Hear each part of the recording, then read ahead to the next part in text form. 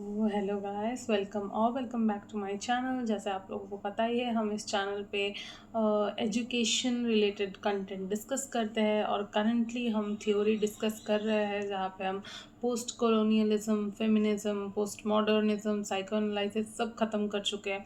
And if you are someone जिसको ये सारी चीज़ें पढ़नी है, you can definitely go and visit my channel.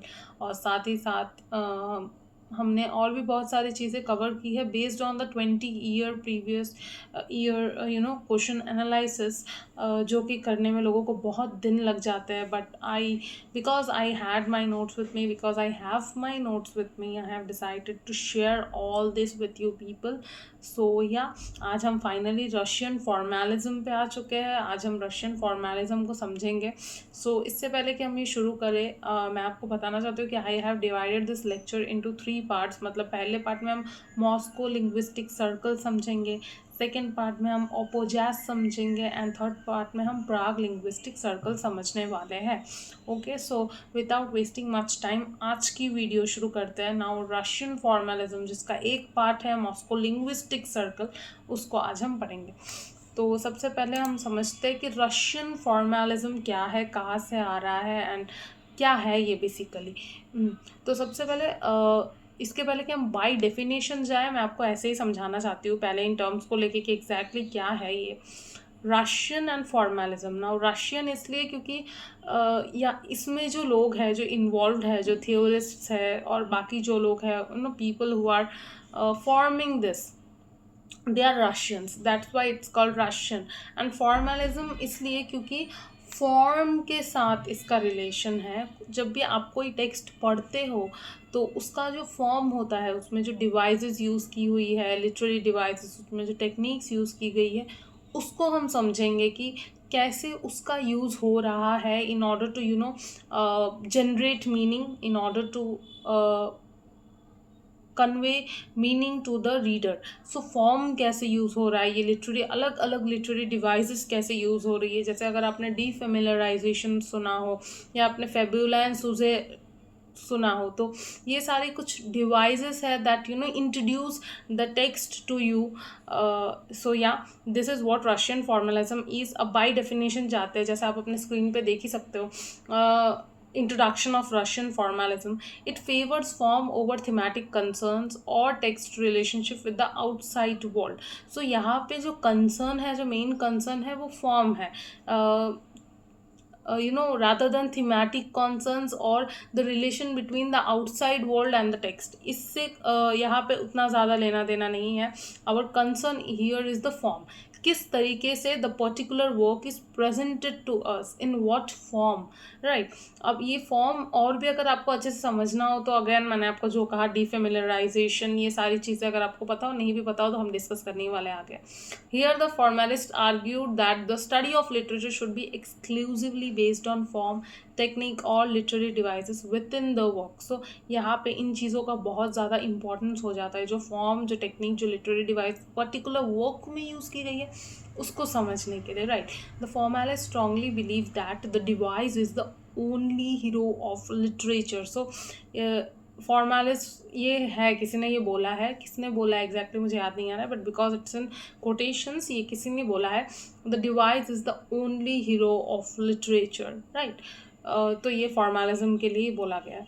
According to them the text transcends history and that they have a world in itself. Again text का history से जो relation है, एक टेक्स्ट हिस्ट्री से बहुत ऊपर उठ चुका होता है, ठीक है। अगर आप हिस्टोरिकल किसी टेक्स्ट को अडाप्ट भी कर रहे हो तो भी वो हिस्ट्री से ऊपर ही उठ चुका है, क्योंकि अब वो लिटरेचर में एंटर कर चुका है। सो इसीलिए the form, the device, the technique becomes more important than the history of the text itself, right.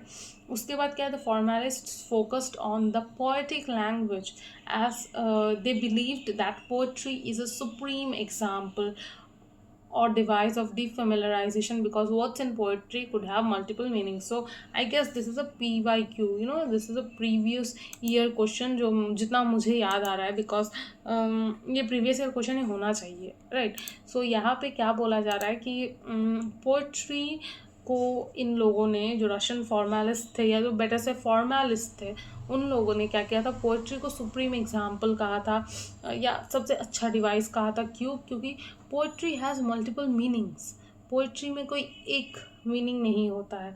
If you are reading a poetry, क्या हो रहा है, आपको एक तरीके से समझ में आ रहा है, someone else might be interpreting the same poem in a very different way, right? So this is what they mean here when they say here कि पोइट्री जो है उसको एक सुप्रीम एग्जाम्पल या डिवाइस ऑफ डीफेमिलराइजेशन कहा गया है, क्योंकि पोइट्री सबके लिए अलग हो जाती है based on their understanding of world. Poetry changes with the person, so इसीलिए पोइट्री को इन्होंने सबसे ज़्यादा इम्पोर्टेंस दिया है, या पोइट्री को डेफिनेटली थोड़ा सा इम्पोर्टेंस ज़्यादा दिया है।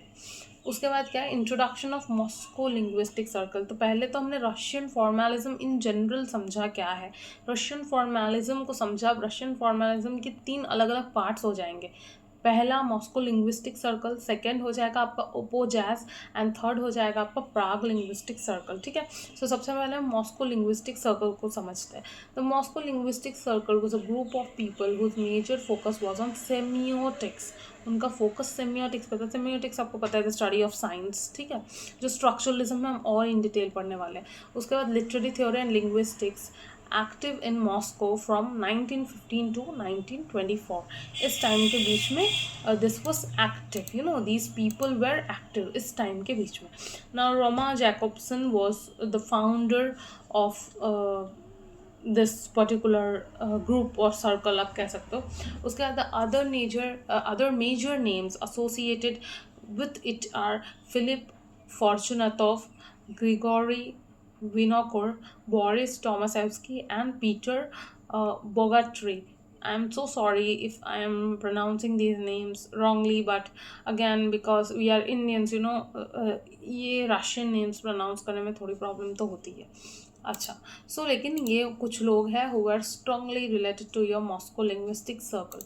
अच्छा, उसके बाद जिन जिन लोगों को नेट में इन डिटेल पूछा गया है या जहाँ से जो जो पूछा गया है उस हिसाब से अब हम पढ़ेंगे। सबसे पहले you can see Boris Tomashevsky on your screens, ठीक है। So he is someone who was born in 1890 and who died in 1975। अब इनका जो सबसे फेमस टर्म है जो पूछा जाता है, दैट इज़ फैबुला एंड सुसे, ठीक है। इसमें ना समझने वाली चीज़ बहुत ज़्यादा है, that again because I am here you don't need to fear, I will make things easier for you. Fabula is story and syuzhet is the plot, ठीक है। अब इन दोनों में डिफरेंस क्या, ये दोनों कैसे यूज़ होते हैं। सपोज एक किंग है, ठीक है, king has died and his son has taken over the kingdom. क्योंकि he was not father, he is dead, अब क्या करेगा, बेटा ही तो बैठेगा ना सिंहासन पे। तो he has sat on the throne and he is now ruling the kingdom. ये एक स्टोरी है।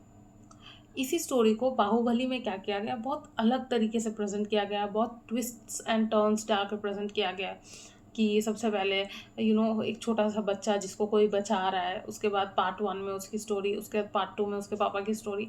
सिंपल वही स्टोरी तो थी कि किसके बाद किसको सिंहासन मिलना चाहिए था, फैमिलियल डिस्प्यूट्स थी, लेकिन that was presented in a very different manner, ठीक है।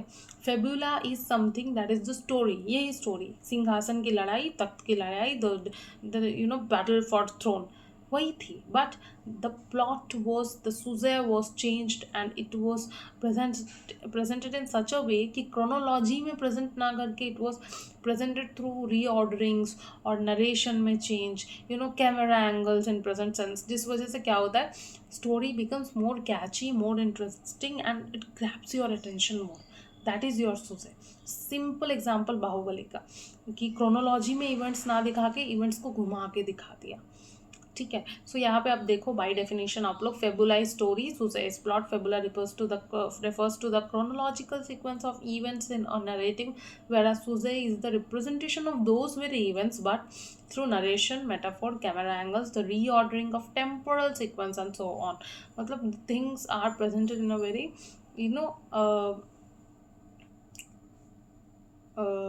रीऑर्डर्ड सेंस और क्रोनोलॉजी को डिसमेंटल करके इस तरीके से प्रेजेंट किया जा रहा है जो लोगों की अटेंशन ग्रैब करे, राइट। तो this is your fabula and this is your syuzhet. I hope it is clear.